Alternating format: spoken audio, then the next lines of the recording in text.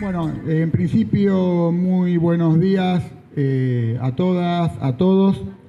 Gracias por acercarse a nuestra casa de estudio para este Congreso Internacional, Las Humanidades por Venir, Políticas y Debates en el siglo XXI. Es para mí, como decano de esta facultad y como parte de la organización de este Congreso, un honor y una satisfacción enormes poder hacerlo en esta calidad. También tiene un sentido particular desde lo personal, y voy a pedir disculpas si en algunos momentos me remito a algunas cuestiones de referencia personal, ya que esta es mi última actividad después de 8 años de ejercer el decanato de esta casa de estudios académica formal. Y creo que eso, y terminar de esta manera 8 años de trabajo como decano, porque obviamente voy a seguir siendo docente hasta que me llegue el beneficio jubilatorio, que esperemos que sea en condiciones dignas, voy a seguir siendo parte de esta casa. Yo le quiero hablar un poco sobre el sentido y el significado que tiene este Congreso y la importancia que tiene este Congreso para esta facultad, para quienes la transitamos, para quienes estudiamos, trabajamos, investigamos y ejercemos la docencia en la universidad pública y particularmente en el campo de las humanidades y más específicamente en esta casa de estudio. Hace poco menos de un año, con la doctora Sandra Contreras, empezamos a pergeñar y a perfilar la necesidad y la importancia de este encuentro. Lo hacíamos desde el lugar más puro de la investigación, en el Instituto de Estudios Críticos en Humanidades, que es uno de nuestros orgullos y que está radicado en nuestra facultad y que es organizador de este congreso, y desde la propia facultad. Este congreso, de alguna manera, en un punto es consecuencia, o es, no digo colorario, pero sí consecuencia del trabajo conjunto que venimos desarrollando desde la gestión política de la facultad y desde la gestión en investigación que se cristalizó en este instituto de doble dependencia, Universidad CONICET, CONICET Universidad, y que para orgullo de nosotros está radicado y tiene sus oficinas y tiene su dependencia en esta facultad. En ese momento charlábamos con Sandra, que es la gran responsable de este congreso, ella y todo su equipo. Luego me voy a remitir a los agradecimientos, pero este congreso no hubiera sido posible si no tuviéramos un equipo de jóvenes y no tan jóvenes, comprometidos con la ciencia, comprometidos con la universidad, comprometidos con las instituciones, no solamente con sus propias investigaciones, sino también con las instituciones que sostienen la investigación y que sostienen la docencia. En ese momento hacíamos un análisis muy sombrío de la universidad pública y hacíamos también un análisis sombrío de la ciencia, la tecnología y la investigación en nuestro país. Y preveíamos que esto iba a empeorar y no nos equivocamos. Claramente, las condiciones para trabajar se han ido degradando y han ido empeorando. Y en ese marco asumíamos, un año atrás, que era necesario producir un debate. Y era necesario no solamente producir un debate, sino también movilizar en el debate. No alcanza con discutir si no nos movilizamos, si no nos comprometemos, si no participamos. Pero tampoco tiene sentido solamente movilizarse por nuestros intereses, comprometerse por los intereses comunes, si no debatimos y no producimos en ese camino lo que sabemos hacer y lo que tenemos que hacer, que es conocimiento colectivo, conocimiento social. No podemos perder de vista eso. Y en los momentos de crisis, y estamos claramente en un momento de crisis, es más importante e imperioso producir, aún en las peores condiciones o aún cuando las condiciones no son las óptimas. Tenemos un deber y una obligación para con la sociedad, para con el pueblo, para con el Estado que nos financia, aunque nos financie mal, no nos deja de financiar, de producir conocimiento, de enseñar, de aprender, de escribir, pero a su vez también necesitamos ejercer el debate político, necesitamos construir mayorías, necesitamos construir consensos, necesitamos marcar rumbos, y los rumbos los construye la política bien entendida. Por eso hablamos de políticas y debates. La política como la articulación de intereses, la política como la construcción de proyectos. No hay proyectos y no hay ciencia y no hay investigación si no hay proyectos políticos que la sostengan. No solamente para darle sentido, porque todo lo que hacemos tiene un sentido, y ese sentido es político, sino para generar las condiciones materiales para que eso pueda ser realidad. No alcanza solamente con ser un excelente docente o un docente responsable, ser un excelente investigador o un investigador responsable, si no nos comprometemos con las condiciones materiales que se requieren para que eso sea así. Y tampoco alcanza, aún teniendo las condiciones materiales, investigar cualquier cosa o enseñar cualquier cosa. Tiene que tener un sentido político, tiene que tener una dirección, tiene que haber un proyecto de sociedad que sostenga lo que hacemos. Y ese proyecto de sociedad tiene que ser un proyecto de sociedad construido. Y la investigación y las ciencias humanas y las ciencias sociales son fundamentales para construir, pensar y desarrollar cualquier proyecto de sociedad. Y por eso también veíamos un poco más para adentro, veíamos cuál es el lugar de las humanidades en la producción de conocimiento, cuál es el lugar de las humanidades en la producción científica. Y sabemos, todos nosotros hemos transitado en distintas instancias, en distintos momentos, los caminos de la investigación, pero también del financiamiento, también del ingreso a investigadores, del ingreso a becas y demás, y sabemos que las humanidades no siempre han sido jerarquizadas, y muchas veces han sido relegadas, y muchas veces han sido menospreciadas y vulgarmente ninguneadas. Y eso también es responsabilidad nuestra como investigadores y docentes, reafirmar la importancia y las necesidades de las humanidades en la sociedad.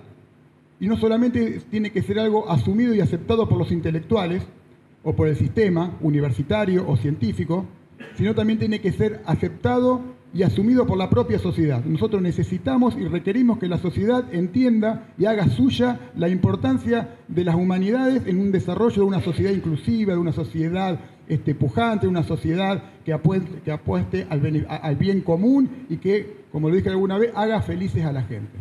Es importante. Y la sociedad tiene que entender que parte de su felicidad y su bienestar está atado a lo que nosotros hacemos. Porque si nosotros no tenemos en claro que eso debe ser así, y si la propia sociedad que nos sostiene no tiene en claro que eso es así, vamos no solamente a tener problemas, sino que no vamos a estar honrando y cumpliendo la función que nos compete en esta sociedad. Y de ahí un poco el sentido de este Congreso. Encontrarnos, debatir, marcar la agenda y los debates del siglo que está comenzando, remarcar y reafirmar las importancias de las humanidades en el campo de la producción de conocimiento y también dar un fuerte debate político en torno a las condiciones que requerimos y necesitamos para que esto sea así.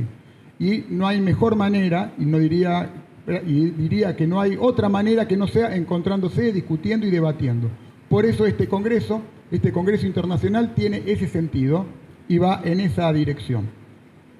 Y no quiero terminar estas palabras de apertura y de bienvenida sin referirme, seguramente Sandra también lo va a hacer, a un agradecimiento total al equipo de trabajo. Un equipo de trabajo que no lo voy a nombrar con nombre y apellido porque es amplio y mi memoria es corta, y tengo miedo de dejar a alguien, digamos, sin nombrar, pero que es un equipo, en principio, de ciudadanos comprometidos, pero también de profesionales comprometidos. Aquí han trabajado investigadores de las distintas categorías del CONICET, becarios de distintas categorías, personal docente de la facultad de distintas categorías, desde auxiliares de primera hasta profesores titulares, personal no docente de las más diversas dependencias, y todos se han comprometido con este Congreso sin que necesariamente este Congreso sea necesario para ellos o sin que necesariamente este Congreso sea parte fundamental en su trabajo cotidiano. Y sin embargo entendieron perfectamente por qué lo hacíamos, y las cosas salen bien, a mi criterio, cuando uno está convencido de lo que hace y está convencido de que lo que hace es importante, necesario y útil. Y no solo que han llevado adelante y han expresado un compromiso, sino que han sido impecables en el trabajo, sumamente profesionales, y han salvado las distintas circunstancias y los distintos problemas que se han ido presentando a lo largo de la organización, que sabemos quienes organizan congresos y eventos, son muchos y variados, y en este contexto aún más.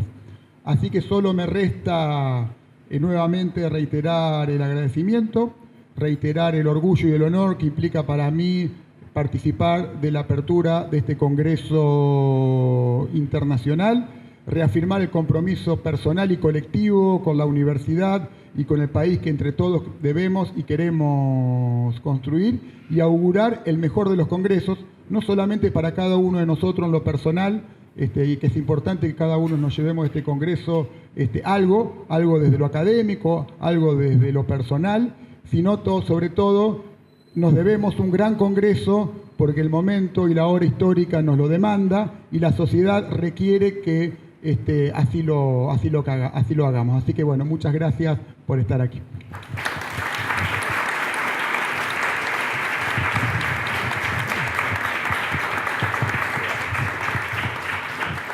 Este congreso la idea surgió hacia el comienzo del 2017 en el contexto de una puesta en cuestión del lugar de las humanidades en el sistema científico argentino en particular.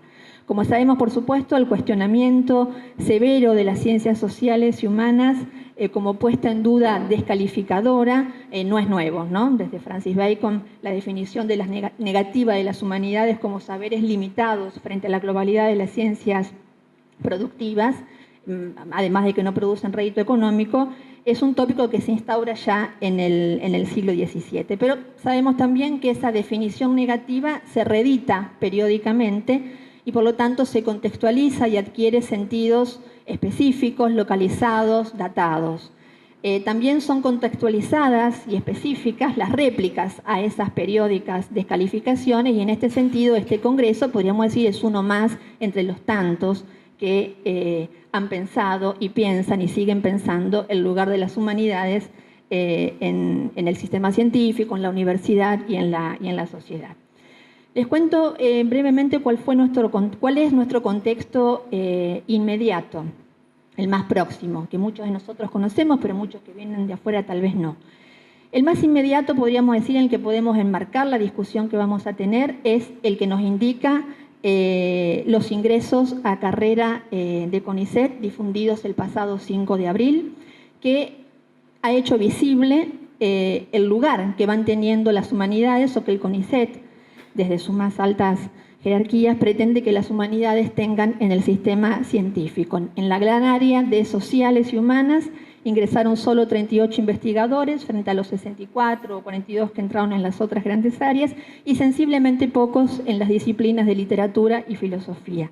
Es algo que veníamos advirtiendo en la redacción de los planes estratégicos que propone CONICET cada tanto y que se hizo dramáticamente, tristemente visible en este último ingreso. No me detengo en esto porque supongo que hablaremos de esta cuestión en el panel de esta tarde sobre políticas de las humanidades.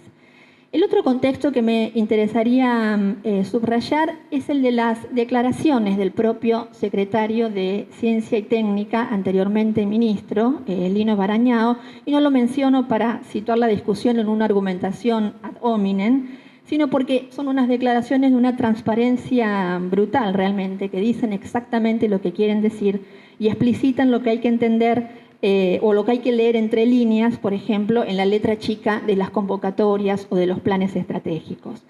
La primera de esas declaraciones es la que podemos leer en una entrevista que dio la semana pasada y que se difundió en Clarín, y en la cual, más allá de la puesta en cuestión, digamos, de la realización de la ciencia básica, está convencido de que CONICET debe orientar principalmente la investigación al desarrollo y a la aplicación tecnológica.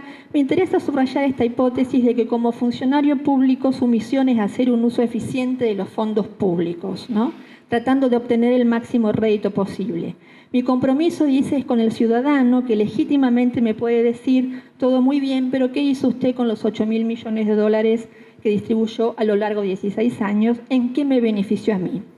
Y dice, esa pregunta me tortura. La tortura de Barañao, bajo la forma, digamos, de un escrúpulo, podríamos decir, mal resuelto, encarna de alguna manera la tensión, ¿no?, que ya Kant había planteado y en torno al cual plantea el conflicto de las facultades, esa tensión entre funcionarios, Kant decía formados en la universidad, pero que se volvieron agentes del gobierno, y particularmente la Facultad de Filosofía. Esos letrados, a los que llama hombres de negocios o técnicos de la ciencia, a los que el Estado les otorga un poder para fines que son los suyos, los del gobierno, no los de la ciencia, y esos letrados, dice, detentan un poder temible, especialmente para la Facultad de Filosofía, que es la facultad inferior. Pero además, dice, si son temibles, es porque están en contacto con el pueblo, o, podríamos decir nosotros acá, porque se presentan como en alianza con el pueblo, el ciudadano o la gente como se dice ahora, ¿no? Ahora, ¿quién es ese ciudadano que hace esas demandas? ¿Dónde está? ¿Existe realmente? Me pregunto, ¿es seguro que esa figura proyecta o expresa la mayoría de la población? ¿O es más bien una abstracción de la que se vale el funcionario, una imagen, digamos, en la que se proyecta el lugar de la demanda del gobierno, de la exigencia de rendición de cuentas, exigencia de la cual se deriva a su vez una culpabilización constante de las humanidades, culpabilización sobre todo porque nos dedicamos a algo que nos da placer, ¿no? La cuestión de la culpa y el placer está como en el nudo. Entonces, digo, claramente no hablamos la misma lengua, ¿no? Y en ese sentido uno podría reponer la idea de desacuerdo, de Rancière, ¿no? Como esa singular situación de habla en la que uno de los interlocutores entiende y a la vez no entiende lo que dice el otro, según un conflicto que no tiene que ver con el malentendido, sino que es un conflicto no entre quien dice blanco y quien dice negro, sino entre quien dice blanco y quien dice blanco, pero entiende otra cosa con el nombre de blancura. Es probable entonces que no estemos usando la misma lengua y por eso tal vez nuestro desafío, más allá de la lucha concreta contra la implementación de estas políticas, sea hacer política en el sentido de trazar líneas nuevas de distribución del sentido de las categorías y redefinir, por ejemplo, el concepto de utilidad. Entiendo que la conferencia de cierre de José Emilio Burucúa, Vislumbres de un futuro útil y enaltecedor para las humanidades, nos va a dar seguramente enormes, inmensas estrategias para encarar esta tarea. Entonces, digo, hacer política para discutir la implementación de las políticas. De esto vamos a hablar esta tarde en el panel de las 7 de la tarde, en el panel integrado por Alejandro de Otto, Marisa Chenzabela y Mario Peceni. La segunda declaración del entonces ministro de Ciencia y Técnica, de febrero del 2017, es bastante anterior, es aquella en la que trazó una feroz línea divisoria entre sistema científico y universidad. Él dijo en aquella célebre declaración, si quieren investigar en historia medieval, háganlo en las universidades. El planteo apuntaba a una defensa del espacio propio científico del CONICET y por lo tanto apuntaba a quitarle carácter científico de ciencia, digamos, a las humanidades, lo que entre paréntesis es algo que bien vale la pena que nos preguntemos, ¿no? ¿Por qué y en qué sentido llamamos ciencias humanas a las humanidades? Es algo que vale la pena, que merece ser pensado. Pero lo más interesante de esa declaración es la idea de la universidad como reservorio de temas inútiles a través de las humanidades, ¿no? Vayan a la universidad que ahí se tratan temas que no son productivos. Esa relación entre humanidades y universidad, a la que sin querer, sin saberlo tal vez apuntaba el ministro, fue la que nos hizo volver en su momento, cuando empezamos a pensar este congreso, a un texto ya clásico de Derrida, la conferencia que dio en 1998 en la Universidad de Stanford sobre arte y humanidades en la Universidad del Mañana. Se llamaba, recordarán, El porvenir de la profesión, la universidad sin condición, gracias a las humanidades, lo que podría tener lugar mañana. Que encara Derrida como una llamada en forma de profesión de fe en la universidad y en particular en las humanidades. Con la idea de universidad de condición, Derrida se remitía a ese principio básico, ¿no?, de libertad incondicional del pensamiento que se produce en la universidad, la resistencia incondicional a toda forma de poder, sobre todo la estatal, y se refería también al derecho primordial a decir en público todo lo que exige un pensamiento de la verdad, aun cuando ese decir sea bajo la forma de la ficción y de la experimentación del saber. Esa incondicionalidad, dice Derrida, se discute de una manera privilegiada en los departamentos pertenecientes a humanidades. Entiendo que el panel de mañana, de las 5 de la tarde, integrado por Eduardo Rinesi, Nora Catelli y Pablo Yarzún, allí vamos a tratar justamente esta relación entre humanidades, universidad y pensamiento crítico. Lo interesante del texto de Derrida es la encrucijada, la complejidad y la encrucijada en la cual sitúa y piensa el problema de la soberanía, ¿no? El problema de la incondicionalidad.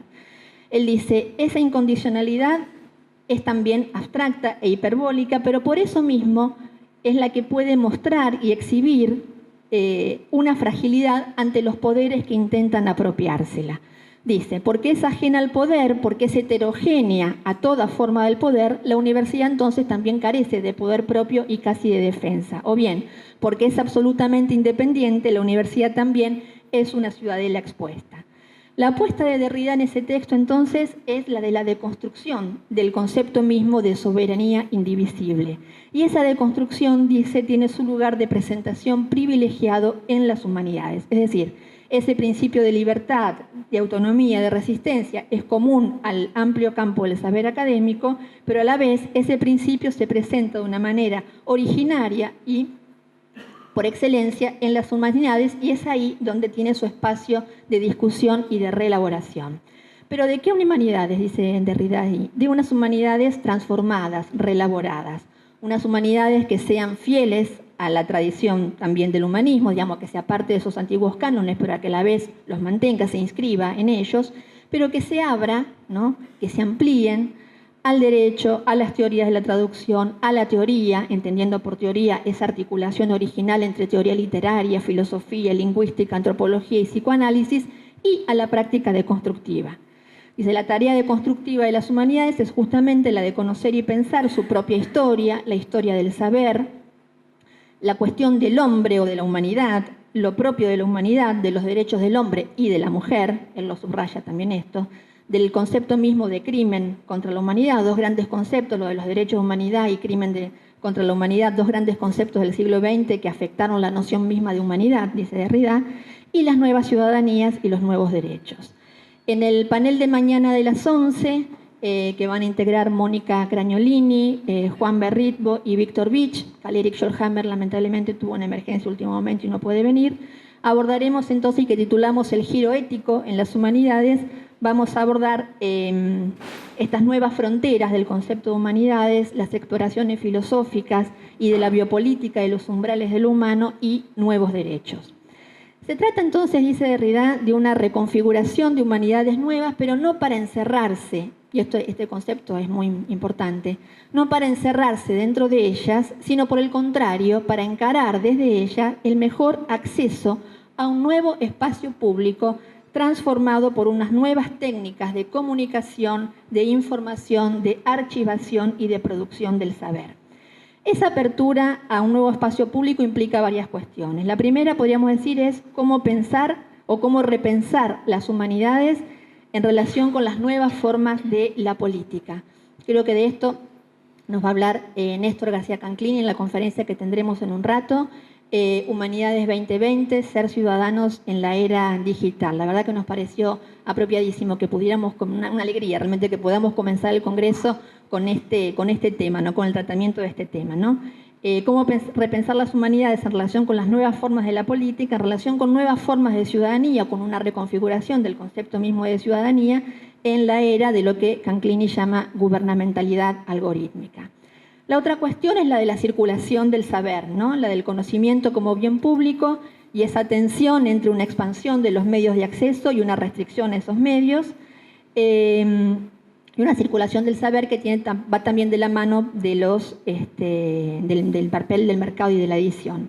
En el primer panel de esta tarde, que van a integrar Nicolás Quiroga, Sandra Carli, Gustavo Sorá y Analía Gerbaudo, trataremos este tema, en particular el de la circulación del saber humanístico, y hay muchas mesas de expositores que también presentan ponencias con este tema. La otra cuestión que se deriva de esta apertura de las nuevas humanidades al espacio público transformado es el de la transdisciplina, ¿no? La tarea deconstructiva de las humanidades, por venir, dice Derrida, no se va a dejar contener en los límites tradicionales de los departamentos que hoy en día proceden de las humanidades. Me imagino, dice Derrida en ese texto, muy bien que departamentos de genética, de ciencias naturales, de medicina e incluso de matemáticas se tomen en serio en su propio trabajo las cuestiones que acabamos de mencionar.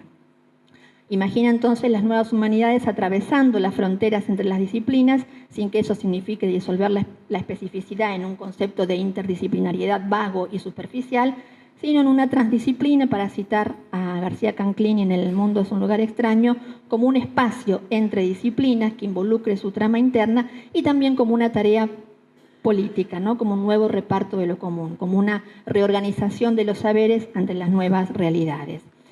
Ese ejercicio de la transdisciplina nos va a exigir obviamente una enorme creatividad también, porque no se trataría de asumir una reconfiguración de las humanidades meramente como una actualización de contenidos, sino como un desafío que exige modificaciones estructurales. Y tal vez esto sea lo que nos resulte menos cómodo o más incómodo, ¿no? El de pensar cómo reestructurar realmente las humanidades desde sus planes de estudios, desde la implementación de los planes de estudios, desde su gestión, la organización de departamentos, etc. Es algo que nos enfrenta, digamos, a un riesgo, un compromiso que hay que asumirlo con creatividad y con riesgo al mismo tiempo, pero que me parece que no se puede soslayar. Entonces, a partir de todos estos presupuestos, bueno, la idea era no hacer de este Congreso una nueva respuesta o una respuesta meramente corporativa, en la que se defiendan nada más que nuestros lugares de trabajo, aunque también eso es así y hay que defenderlo. Digamos, la tensión entre, justamente, entre corporativismo y bien público, justamente, digamos, el interés del ensayo de Derrida es como apunta, digamos, a poder desarmar, digamos, esa tensión o a desmantelar, digamos, esa tensión entre corporativismo y bien público, ¿no? En este sentido, creo que de las cosas más interesantes que tiene ese ensayo de Derrida es el enorme espacio que le dedica a pensar la idea misma de trabajo, ¿no? Él dice, bueno, una reconfiguración de las humanidades es imposible si no va de la mano de una reflexión sobre cómo el trabajo ha sido modificado y ha sido afectado en el marco del mundo del fin del trabajo, en el sentido de Rifkin, y de la mundialización del mundo. Dice Derrida, estemos o no de acuerdo con Rifkin, no podemos menos que admitir que algo grave le está ocurriendo o está a punto de ocurrirle a lo que llamamos trabajo, teletrabajo, trabajo virtual, y que la mutación tecnocientífica afecta a la virtualización del trabajo del mismo modo que afecta a la comunicación del saber y, en definitiva, a cualquier puesta en común o a cualquier comunidad. Él se remite allí a un ensayo de Samuel Weber, El futuro de las humanidades, que publicó en el 98, en el 2000, en Cornell University, que es un texto hermoso, cuyo punto más fuerte justamente es el de situar la pregunta por el futuro de las humanidades en su relación con el modo en que los cambios del siglo XX afectaron definitivamente la idea de trabajo productivo, ¿no? Lo interesante del ensayo de Weber es el modo en que relaciona esta pregunta. ¿Hay lugar para el estudio de la literatura, el arte, el lenguaje y la filosofía en un mundo cada vez más dominado por la lógica económica de pérdida y ganancia? Lo que él hace es conectar esa pregunta con esta otra, que dice, ¿qué propósito pueden cumplir estas disciplinas frente a tecnologías que parecen estar volviendo rápidamente obsoleta la que fuese la función quizá más característica del hombre desde el Renacimiento europeo, la función del trabajo productivo, ¿no? Dices, bueno, si la era moderna le asignó sentido a la actividad humana a través de su capacidad de generar, de organizar la producción, el siglo XX implicó un cambio radical cuando empezó a instaurar la separación entre trabajo productivo de acumulación de riqueza, ¿no? Esa separación, que es más evidente en las últimas décadas del siglo XX y que vemos cada vez más, no solamente le quita valor, no solo pone en valor, no solo pone en cuestión, digamos, la idea misma del trabajo, sino que pone en cuestión la noción misma de humanidad ligada a una forma de vida como actividad productiva. Entonces, digamos, es una pregunta medular en la pregunta misma por la noción de humanidad y por lo tanto de las humanidades, y aporta por lo tanto una nueva noción de trabajo productivo, ¿no? Esto implica una redefinición de lo que es la productividad en relación con el trabajo, ¿no? Entonces, esa es una pregunta central, ¿no?, en el texto. Y también la de Derrida, ¿qué relación hay por lo tanto, entre trabajar y profesar, para pensar la cuestión de la profesión como profesión de fe también, ¿no? Y qué significa trabajar y profesar, ¿no?, y ejercer la profesión en la universidad y en las humanidades. El panel 5 que vamos a tener el miércoles a las 11 con Eduardo Zimmerman, Roberto Gargarella, Beatriz Bragoni y Gloria Chicote, va a trabajar algunas de estas cuestiones ligadas con la profesionalización y la gestión en humanidades. Entonces, se trata de una apertura histórica, y quiero cerrar ya con esto. Me interesa subrayar también este aspecto del ensayo de Derrida, ¿no? Él dice que, que Kant apostaba a la libertad incondicional del decir sobre la verdad siempre que esa incondicionalidad se ejerciera dentro de los límites, en el interior de la universidad. Frente a eso, Derrida señala que eso justamente es una limitación, que siempre fue una limitación, la idea de pensar, que esa incondicionalidad se ejerce al interior de la universidad, que nunca fue sostenible, pero que ahora, en el contexto del ciberespacio público, se vuelve directamente arcaico e irrisorio. Entonces, este ejercicio de deconstrucción de las humanidades lo propone en el límite, entre el adentro y el afuera, ¿no? Y es en las humanidades, dice Derrida, donde se piensa que no podemos ni debemos dejarnos encerrar en el adentro de las humanidades. Esa, dice, no es una operación académica, especulativa o teórica, ni una utopía neutra. En ese límite, porque es en ese límite en que la universidad se expone en la realidad a las fuerzas del afuera, y es donde la universidad está en el mundo que trata de pensar. En esa frontera, dice Derrida, lo leo, ha de negociar, pues, y organizar su resistencia, no para cerrarse ni para reconstruir el fantasma abstracto de soberanía, sino para resistir efectivamente aliándose con fuerzas extraacadémicas para oponer una contraofensiva inventiva con sus obras a todos los intentos de reapropiación política, jurídica, económica, a todas las demás figuras de la soberanía. Es interesante pensar que justamente el modo en que Derrida advierte que ese límite entre el adentro y el afuera también atraviesa las facultades mismas, y entonces surge el conflicto entre las facultades, y acá me parece que es interesante que podemos pensar, poder pensar los conflictos al interior de las humanidades. Creo que es un poco lo que nos trae Dora Barranco mañana, ¿no? Con este tema de historia de una relación conflictiva, mujeres y humanidades. ¿Qué sucede con ese conflicto en el interior mismo del ejercicio de la práctica de las humanidades, ¿no?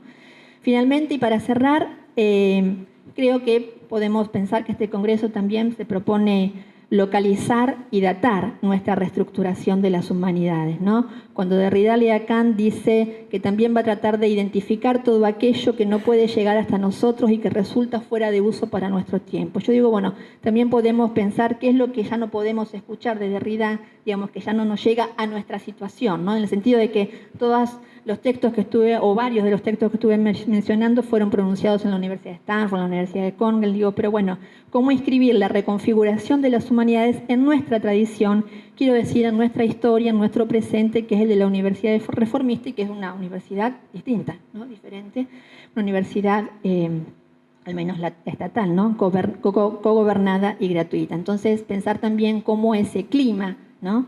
Ese contexto podría afectar o impulsar una reorganización diferente, de las humanidades, ¿no?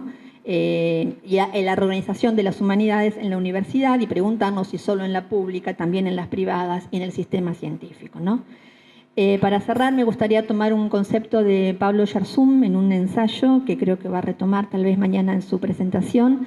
Él dice que epistémicamente las humanidades se forjan en la conversación, entendiendo a la conversación como un principio de articulación público, que es el espacio en el que se tiene lugar el debate, ¿no? Dice, las humanidades se forjan en la conversación, una conversación que tiene amplitud histórica, aun cuando esté eventualmente ocupada de coyunturas y circunstancias presentes, ¿no?